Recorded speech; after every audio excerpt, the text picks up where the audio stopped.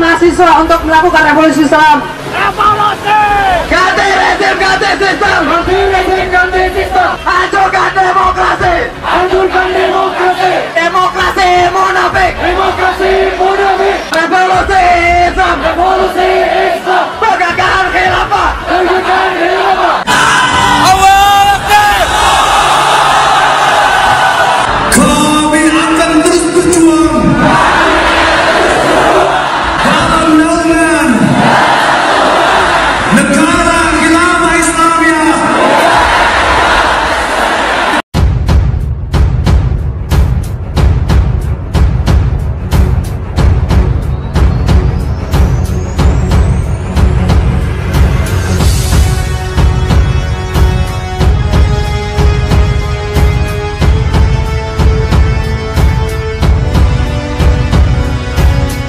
Mengingat ideologi khilafah yang dianut oleh ormas tersebut sangat berbahaya. Apalagi ideologi tersebut masuk ke kampus-kampus sehingga mahasiswa dicekoki dengan indoktrinasi khilafah tersebut. Takbir, Allahu Akbar. sebagai mahasiswa akan terus menyuarakan kebenaran demi tegaknya kebenaran yang akan dibawakan oleh Islam. Salam mahasiswa. Salam mahasiswa. Berjuang sampai mati. Berjuang sampai mati. Allahu Akbar. Allahu Akbar. BIN dan BNPT sudah mendapat kajian bahwa 39% mahasiswa di Indonesia mendukung radikalisme. Ada 10 kampus negeri yang sudah terpapar radikal, mulai dari UI, ITB, sampai ke UNER.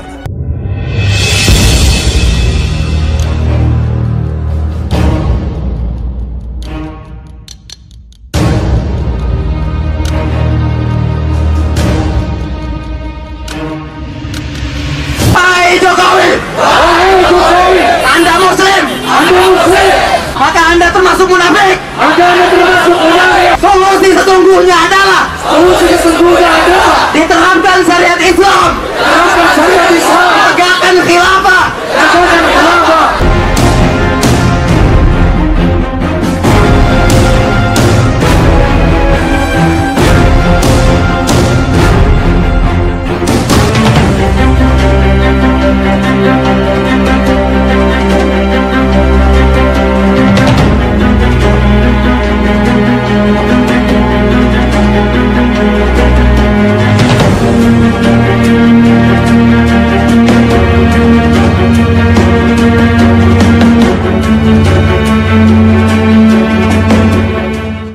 Kita tuntut revolusi Islam. Revolusi Islam, Terapkan syariat. terapkan syariat, Tegakkan khilafah. tegakkan khilafah. Allahu Akbar. Allahu Akbar.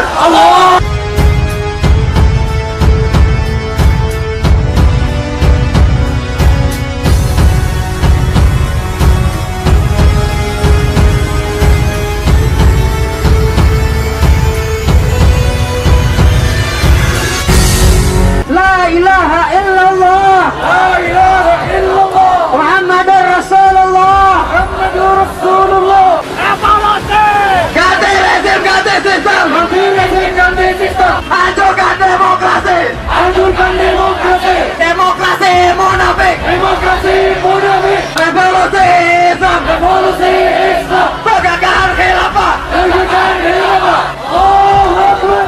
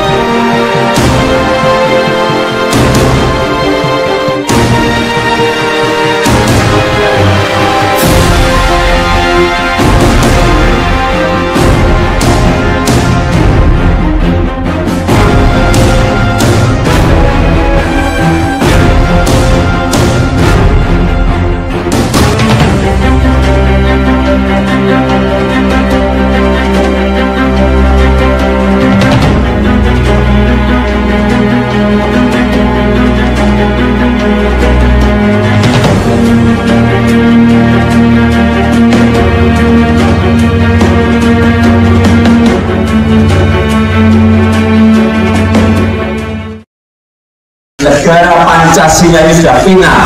Kalau ada yang keluar dari Pancasila, dari Undang-Undang Dasar 45, dari NKRI, dari kebinekaan kita, itu hal yang sangat fundamental sekali. Kalau ada ormas yang seperti itu, ya kita gebuk.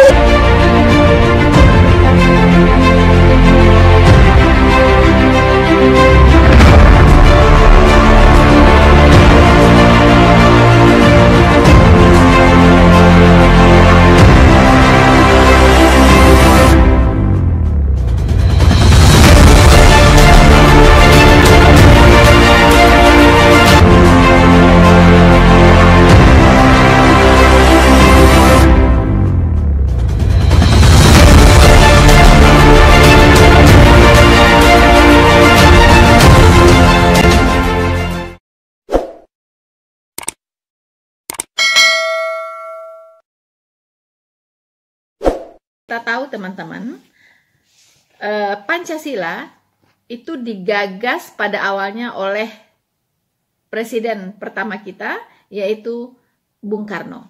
Istilah Pancasila itu disebut pertama kali di dalam pidato Bung Karno pada tanggal 1 Juni 1945. Teman-teman, kita bersyukur sekali. Kita sangat bersyukur sekali dengan adanya Pancasila. Pancasila ini adalah dasar negara kita, dasar dari Negara Kesatuan Republik Indonesia yang sangat cocok ya dengan eksistensi kita, dengan kondisi negara kita yang multi etnis, multi agama, dan multi budaya, adat istiadat, dan sebagainya. Nah, Pancasila dengan 5 butirnya ini, teman-teman, itu berfungsi untuk merekatkan, ya, mampu merekatkan berbagai perbedaan yang ada, ya, menjadi satu kesatuan, yaitu Negara Republik Indonesia. Dalam sejarahnya kita tahu pada tahun 1970 di saat pemerintahan Presiden Soeharto itu perayaan lahirnya Pancasila ini sempat dilarang, teman-teman, ya, sempat dilarang tentunya dengan alasan-alasan politis tentunya ya. Nah, Pak Jokowi kembali menetapkan peringatan 1 Juni sebagai hari lahirnya Pancasila dan menetapkan itu sebagai hari besar nasional. Pada tahun 1964, teman-teman, disitulah pertama kalinya Bung Karno menyarankan untuk memperingati hari lahirnya Pancasila pada tanggal 1 Juni. Yaitu untuk selalu kita menyadarkan setiap warga negara bahwa begitu luar biasanya ya dasar negara kita Pancasila yang mampu merekatkan seluruh anak bangsa menjadi satu bangsa, yaitu Indonesia. Walaupun terdiri dari berbagai multi etnis, terdiri dari multi budaya, multi adat istiadat, dan multi agama. Tetapi Pancasila mampu menyatukan kita semua. Nah, pada tahun 1964, mengapa Presiden Soekarno menyarankan supaya hari lahirnya Pancasila itu diperingati? Karena ada beberapa orang yang mulai menyelewengkan Pancasila. Wow, pada saat itu saja sudah ada ya orang-orang yang ingin menyelewengkan Pancasila, teman-teman.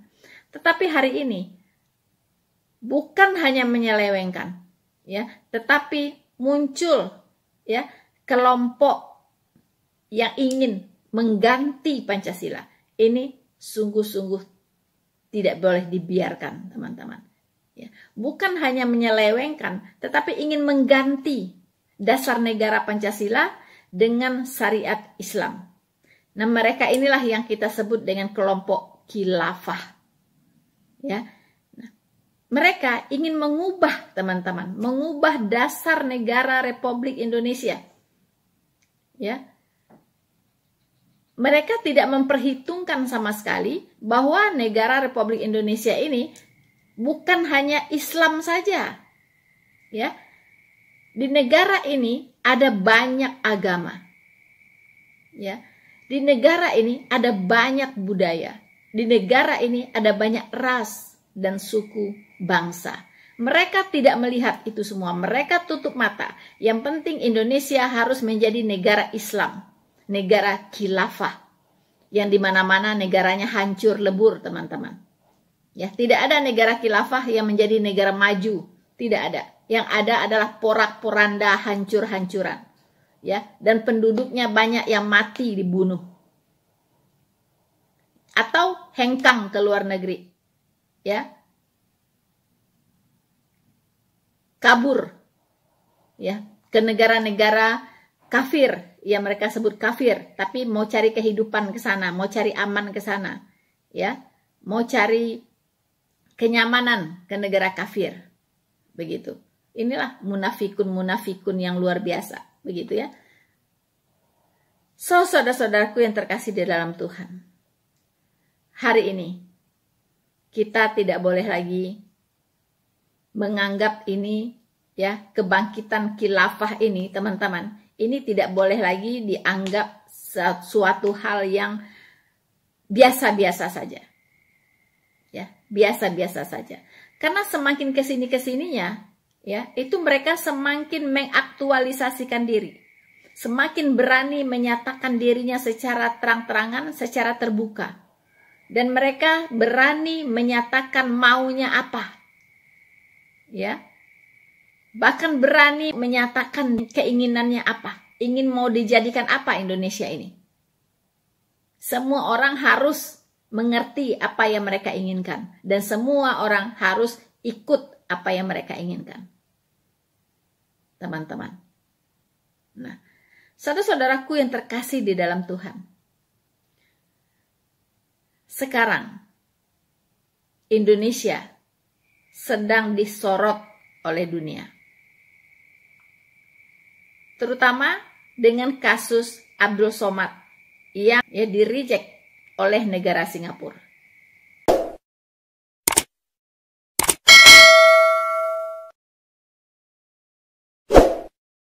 Saudara-saudaraku yang terkasih di dalam Tuhan, bagaimana tidak mata dunia menyorot Indonesia?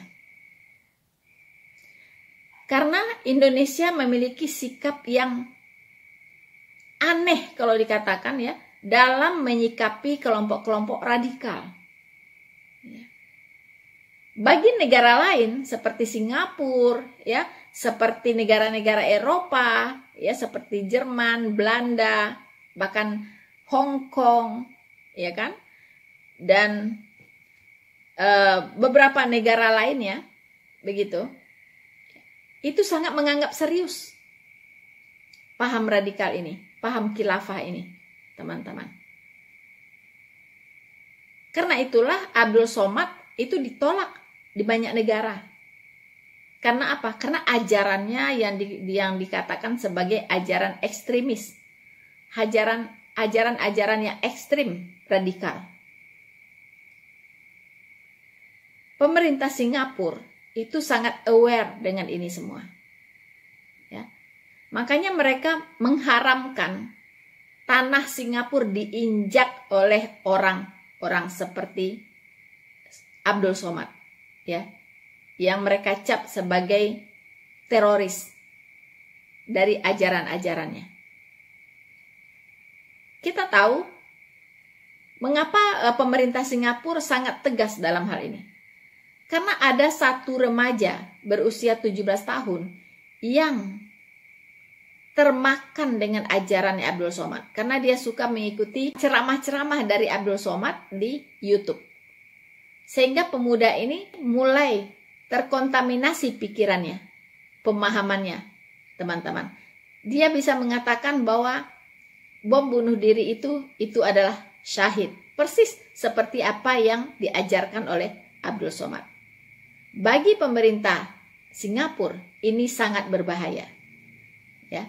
Kenapa? Karena ini mengancam kedaulatan Singapura sebagai negara yang multi etnis, multi agama, dan multi ras. Sebenarnya Indonesia jauh lebih multi, ya. Indonesia jauh lebih beragam. Kalau Singapura hanya negara kecil, ya. Suku bangsa, budaya, ada istiadat tidak sebanyak ragamnya yang ada di Indonesia. Tetapi Singapura sangat mengambil serius, ya, masalah radikalisme. Mereka tidak mau kecolongan. Mereka tidak memberi celah sedikit pun untuk masuknya paham radikal ke negara mereka. Ya, begitulah.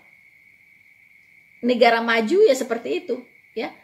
Jangan sampai sudah berpuluhan tahun membangun negara sampai maju seperti Singapura, tiba-tiba akan diacak-acak oleh sekelompok orang radikal. Tentunya Singapura tidak mau. Ya. Mau demo seperti apapun di Indonesia, mendemo Singapura, tidak akan bisa merubah prinsip mereka. Ya. Mau dikencingin, mau ditenggelamkan dengan kencing pun, bagi mereka itu yang ngomong itu naif, gitu ya. Dan itu semakin mencerminkan kebodohan saja begitu, sangat memalukan. mempermalukan Indonesia di mata dunia. So teman-teman, barusan kita lihat ada konvoy, ya, ada parade, ada semacam kampanye khilafah. Mereka begitu beraninya, ya, begitu beraninya membawa spanduk, bahkan membagi-bagikan selebaran, ya, yang mengusung khilafah dan mengatakan bahwa khilafah itu adalah solusi, ya, solusi terbaik bagi persoalan bangsa. Wow, inilah kalau kita lihat api kecil sudah semakin membesar. Mengapa menjadi membesar seperti hari ini? Ya karena dibiarkan begitu. Saya juga heran mengapa aparat pemerintah itu tidak mengambil serius, tidak menganggap serius masalah ini. Begitu. Pembiaran dan pembiaran. Api kecil kalau dibiarkan akan menjadi besar. Dan ingat, kalau api itu sudah besar, itu susah untuk dipadamkan. Bisa jadi memakan korban.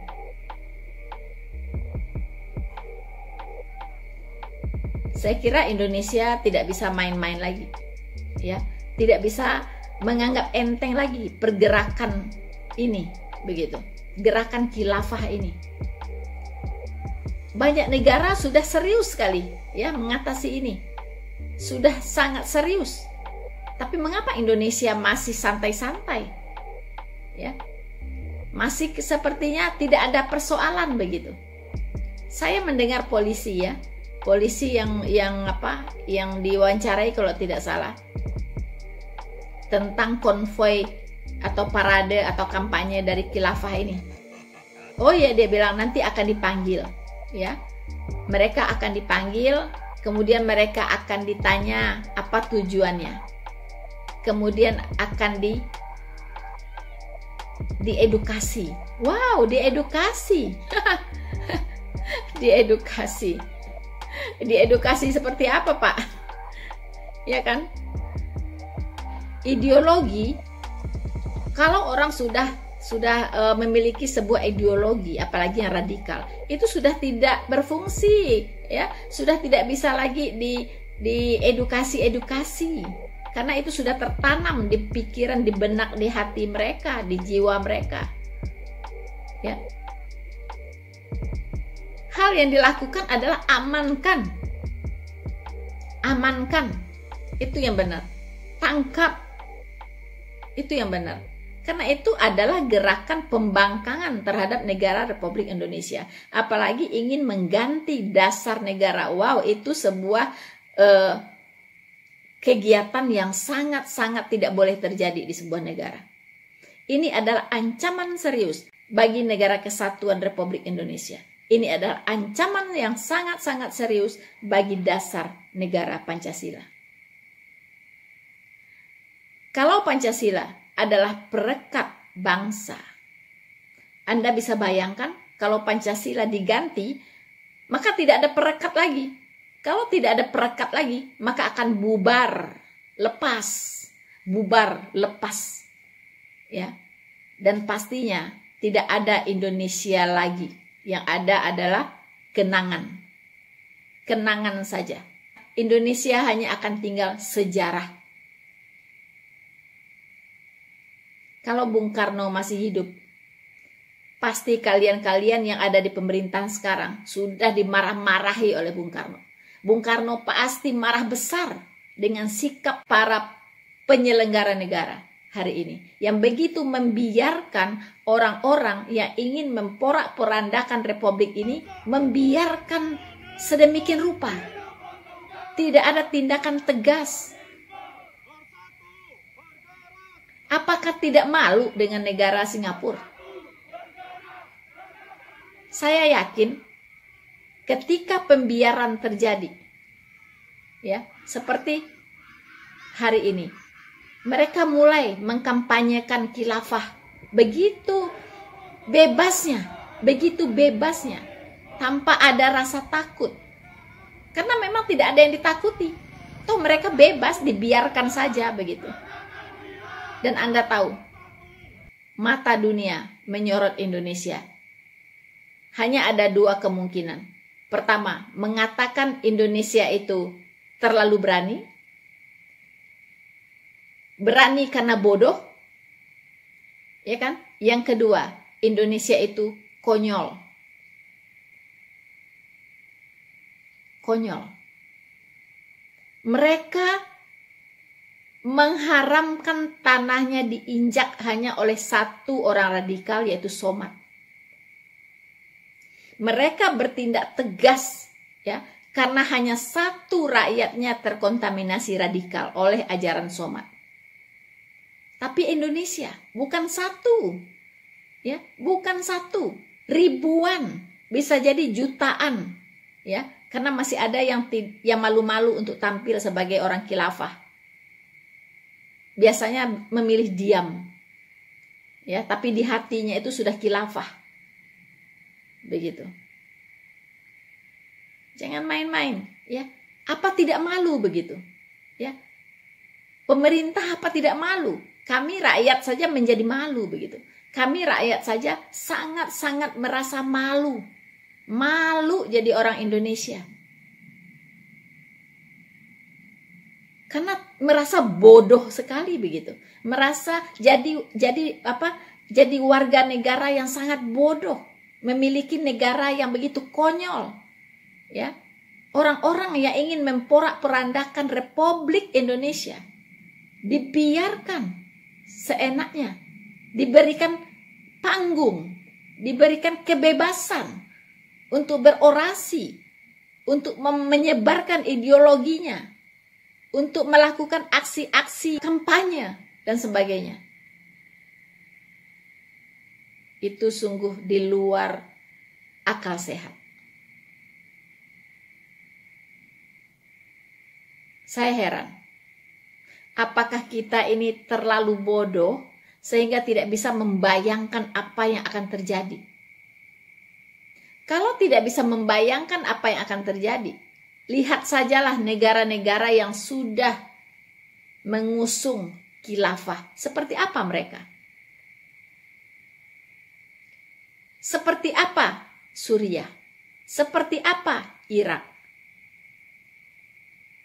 Seperti apa Afghanistan? Ya sama, kalau Indonesia dikuasai oleh khilafah, ya akan seperti itu juga nasibnya. Tidak akan berbeda. Bisa jadi lebih buruk. Masa hanya untuk memahami itu saja tidak bisa? Begitu. Jadi seperti anak kecil yang bermain dengan benda-benda yang membahayakan. Itulah ibaratnya Indonesia hari ini. Seperti anak kecil karena kebodohannya, ketidaktahuannya, begitu enaknya gitu, bermain-main dengan listrik, ya, bermain-main dengan benda tajam, bermain-main dengan api, begitu, bermain-main dengan binatang yang berbisa. Saya membayangkan Indonesia itu seperti itu hari ini, begitu. Tanpa dia sadari dia sedang berada di dalam bahaya besar. Orang luar sudah berteriak-teriak, "Hei, jangan main itu, bahaya. Ya, nanti kamu kalau tersengat listrik mati. Hei, jangan main dengan binatang itu, nanti kamu kalau digigit mati, itu binatang berbisa." Negara luar sudah berteriak-teriak sebenarnya. Dan Tuhan memakai Singapura, memakai beberapa negara yang menolak dengan tegas orang-orang radikal masuk ke negaranya. Itu adalah teguran keras bagi Indonesia. Itu adalah tamparan keras sebenarnya. Anak kecil yang bermain dengan barang-barang yang berbahaya digampar dengan keras. Sudah digampar dengan keras, tapi masih saja tidak sadar. Itu namanya dablek. Dablek.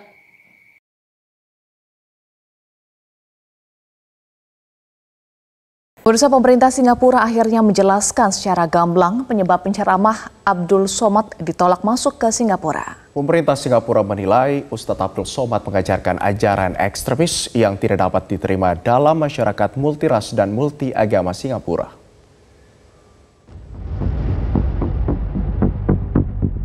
Info bahwa saya dideportasi dari imigrasi Singapura itu bukan.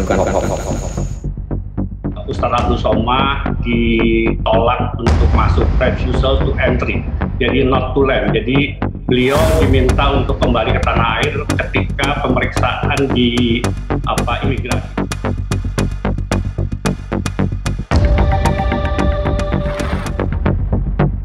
Pemerintah Singapura mengakui telah menolak kedatangan penceramah Abdul Somad. Ada beberapa alasan yang mendasari penolakan tersebut.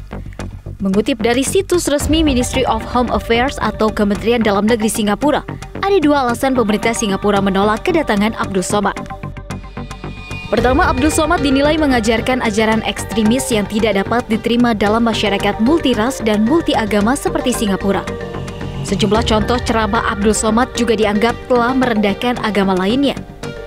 Alasan kedua, pemerintah Singapura menegaskan masuknya pengunjung ke Singapura tidak otomatis hak setiap orang, namun dinilai berdasarkan kepantasan yang berlaku di negara tersebut. Singapura menilai Abdul Somad sengaja berusaha memasuki Singapura dengan berpura-pura untuk kunjungan sosial. Abdul Somad diketahui tiba di Terminal Feri Tanah Merah pada 16 Mei 2022 dari Batam bersama 6 orang lainnya. Usai diwawancara pihak imigrasi, Abdul Somad ditolak masuk ke Singapura dan dikembalikan ke kapal feri dan berangkat ke Batam di hari yang sama. Pernyataan dari otoritas Singapura ini sekaligus menjadi jawaban atas nota diplomatik yang dikirimkan oleh Kedutaan Besar Republik Indonesia untuk Singapura pada Selasa siang.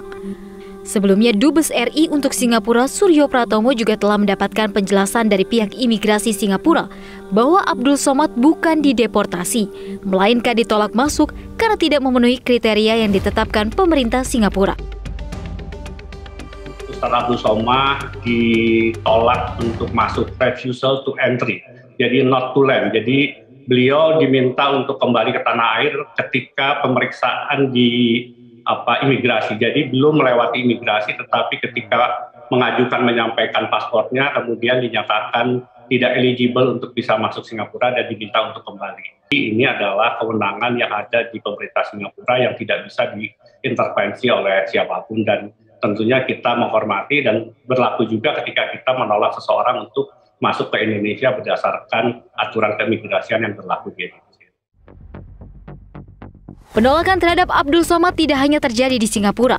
Sebelumnya telah ada 5 negara yang menolak masuk Abdul Somad, yakni Hong Kong pada tahun 2017, Timor Leste pada tahun 2018, Belanda, Swiss, dan Jerman pada tahun 2019, dan Inggris pada tahun 2020. Namun dari seluruh negara yang menolak UAS, baru Singapura yang memaparkan secara jelas alasan penolakan tersebut. Tim Liputan Metro TV.